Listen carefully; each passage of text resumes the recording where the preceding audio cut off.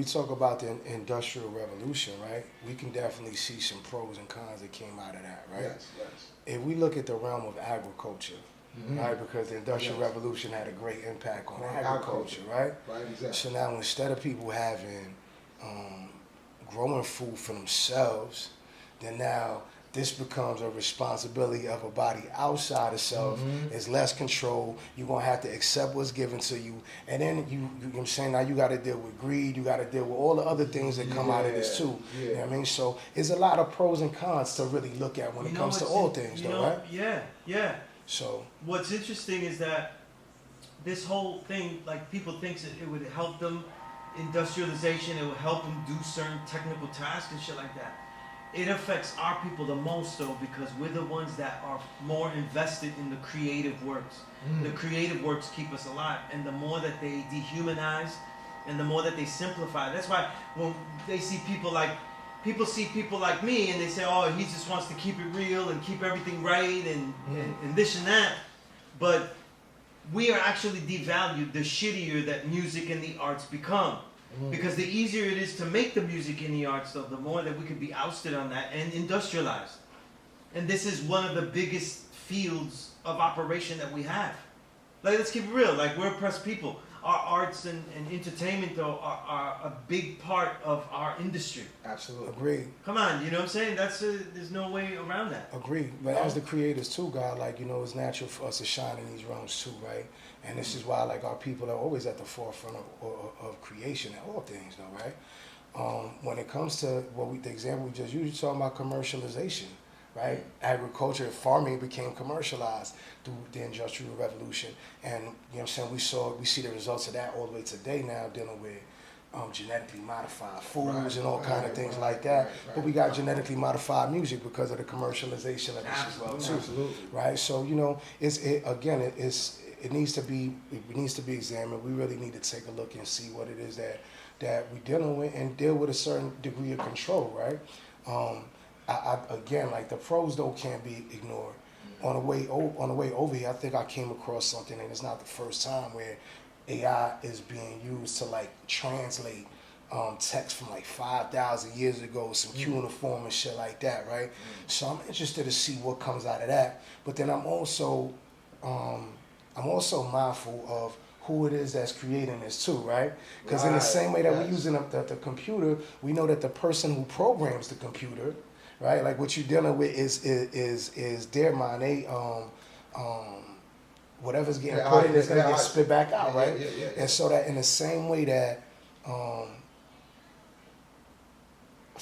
eyes that are not ours can look at our history, look at writings on temple walls or whatever, and be like, oh, yo, these people are worshiping deities with dog heads and hawk heads and stuff like that, and misunderstand that. You know what I'm saying? Like the same thing could be done like now with this as well. So, you know, I'm watching and I'm being careful like all things. I gotta know a lot more before I really, you know what I'm saying, could speak out a lot about it. And for me, it's still a lot to learn when it comes to this AI world, you know? Yeah, it's a slow descent. You know, I'm saying that because like in the writing world, like I'm looking at the magazine that I'm in this magazine plug, but the magazines were always a problem for me because it was a conveyor belt. So if I hand you an article, the editor goes through one editor, other editor, and they put it into the sound that they think the magazine should have as a whole. That's why when you read any magazine, it sounds like one guy wrote everything. You know what I'm saying? And then only a certain spotlight column sounds different. But that's not the way it always was. Like, important journalists, like I talk about Gay Talese a lot because hip hop took a lot of that.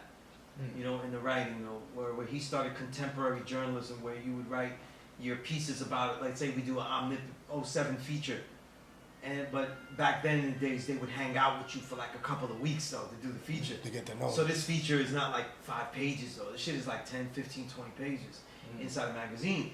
There's no way that you could sanitize a writer's voice. It's too many pages. It's too long, too individually experienced. You know, to make it sound uniform to the rest of the magazine.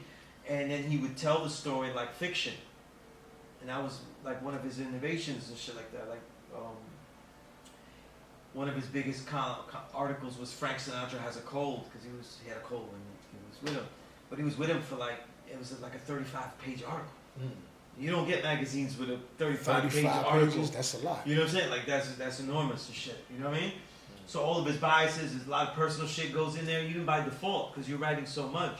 But over the years, they continue to make it smaller, format it. You do this, you say this, you cover these points, you do these things, you have all of these things, and then it becomes smaller, easier to read, smaller, easier to read. Everything becomes less, smaller, easier, and more compact. This section, that section, and pretty soon, whatever you give them is going to be sanitized into that. So it's perfect for this type of world, especially for the blog world, right? We're really in a post-blog world where people don't even want that, you know? So it just becomes crazier. Like what you're going to have is, why have actual humans say these things that are so sanitized when we can have robots, augmented humans looking, you know what I'm saying? Like you could have, holograms of humans just giving out this information, you know what I'm saying? Yeah, we're real far right now, right? Because like we even talk about now that they want to do like neural links and all this shit, right? Yeah. So we kind of far, and this is why, like, even though for me, like, it's still an early introduction, you know, to this AI world. I'm no fool. I know that. I remember being a little boy and late night on TV, there'd be this show that would come on, MASH. You know what I'm saying? And it also was Miami Vice and shit too, right?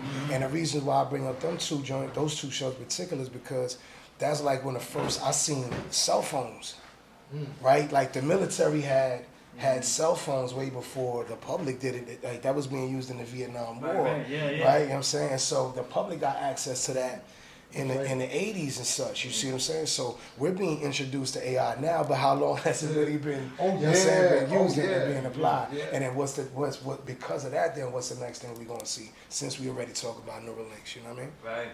Yeah, absolutely. Yeah. Yeah, it's crazy. It's crazy. If Mega did this.